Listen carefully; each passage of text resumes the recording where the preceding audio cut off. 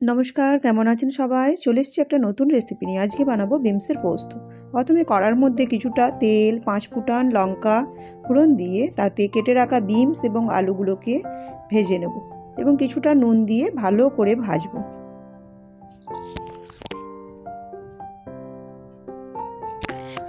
কিছুক্ষণ ভাজা হয়ে গেলে ওর মধ্যে দিয়ে দেব বড় বড় করে কেটে রাখা পেঁয়াজগুলো এবং আলু এবং পেঁয়াজগুলো একই সঙ্গে ভালো করে ভেজে নেব।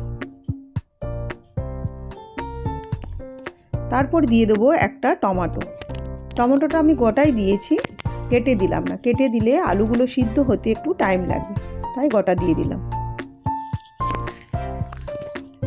বিনস এবং আলুগুলো ভালো করে ভাজা হয়ে গেলে আমি ওর মধ্যে দিয়ে দেব বেটে রাখা পোস্ত বাটা এবং ওরই সঙ্গে আমি বেটে রেখেছিলাম লঙ্কা।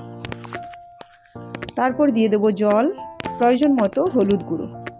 নুন আর দিলাম না, নুনটা আমি আগেই একটু বেশি করে দিয়ে রেখেছিলাম এবং কিছুক্ষণ সিদ্ধ করে নেব। সেদ্ধ হয়ে গেলে তারপর যে আমি গোটা টমেটোটা দিয়েছিলাম সেটা আমি গেলে নেব এবং আরও কিছুক্ষণ সিদ্ধ করে নেব। আমার তো তৈরি বিমসের পোস্ত। আপনাদের কেমন লাগলো অবশ্যই কিন্তু কমেন্ট করে জানাবেন, আর আপনারা কেমন বানান সেটাও জানাবেন। আমার ভিডিও যদি আপনাদের ভালো লাগে অবশ্যই কিন্তু সাবস্ক্রাইব করতে ভুলবেন না।